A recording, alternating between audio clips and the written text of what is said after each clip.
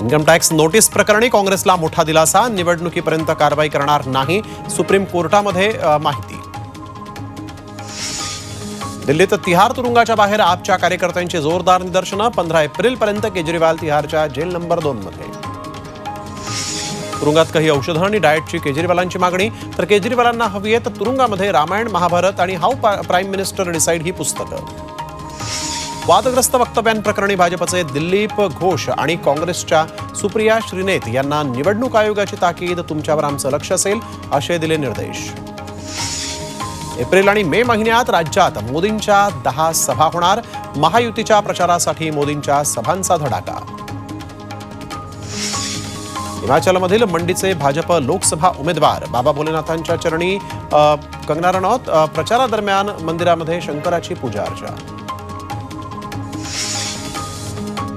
अमेरिकेतील शिखांची मेरीलँडमध्ये भाजप समर्थनात रॅलीमध्ये भाजप आणि अमेरिकेचे झेंडे फडकावले।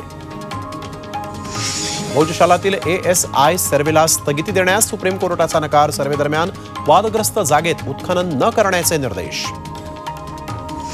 नाशिकच्या सप्तशृंगी गडावर जाण्यासाठी वातानुकूलित EV बस सेवा सुरू, चैत्रोत्सवानिमित्त ST महामंडळाकडून सुविधा। वांद्रे-वरळी सिलिंगचा प्रवास महागणार, टोलच्या रकमेत 18% वाढ, आजपासून नवे दर लागू। यंदा मुंबई महानगरपालिकेकडे 3196 कोटी रुपये मालमत्ता कराचं संकलन, 336 कोटींचे सर्वाधिक कर संकलन H पूर्व विभागातून। 2023-24 या आर्थिक वर्षात विक्रमी GST संकलन, गेल्या वर्षीच्या तुलनेत 11.7% वाढ, यंदा 20.14 लाख कोटी GST जमा।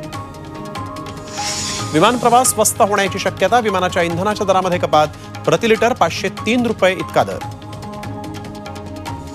मिरजेच्या तानपुरा सतारला GI मानांकन, वाणिज्य आणि उद्योग मंत्रालयाकडून सन्मान, मिरजेच्या तंतुवाद्यांना जगभरातून मागणी। भारतीय संरक्षण खात्याची निर्यात 21,000 कोटींच्या पलीकडे, संरक्षण मंत्री राजनाथ सिंग यांची माहिती, गेल्या आर्थिक वर्षाच्या तुलनेत 32.5% वाढ। अनंतनागमध्ये लढाऊ विमानांसाठी भारतीय वायुदलाकडून प्रथमच आपत्कालीन लँडिंग स्ट्रीप तयार, धावपट्टी ट्रायल रनसाठी सज्ज। नगरतळ्यामध्ये वादळी वारे आणि पावसानं अतोनात नुकसान, विजेचे खांब, झाडं आणि घरांची पडझड। उत्तर प्रदेश ते पश्चिम बंगाल आणि पूर्वेकडच्या राज्यांमध्ये 5 दिवसांचा पावसाचा अलर्ट, अरुणाचल प्रदेश आणि सिक्कीममध्ये पुढच्या 24 तासात विजा कोसळण्याची शक्यता। तेलंगणात कॉटन पॅकिंग फॅक्टरीला भीषण आग, शेकडो टन कापूस जळून खाक। बंगळुरूमध्ये तापमानात वाढ, पिलिकुल्ला प्राणी संग्रहालयामध्ये फॅन, कूलर, वॉटर स्प्रिंकलर्सची व्यवस्था, वन्य प्राण्यांचं उन्हापासून संरक्षणासाठी म्हणून प्रशासनही सज्ज। बुशखाना प्रकरणी पाकिस्तानचे माजी पंतप्रधान इम्रान खान यांना दिलासा, इस्लामाबाद हायकोर्टाकडून इम्रानचं पत्नीच्या शिक्षेलाही स्थगिती। अमेरिकेच्या कॅलिफोर्नियामध्ये 2 विमानांची टक्कर, विमान अपघातात 2 जणांचा मृत्यू, अपघाताची उच्चस्तरीय चौकशी। चीनमध्ये मुसळधार पावसाचा हाहाकार, अनेक ठिकाणी गारपिटीचा तडाखा, वीज पुरवठ्यासह जनजीवनावर परिणाम।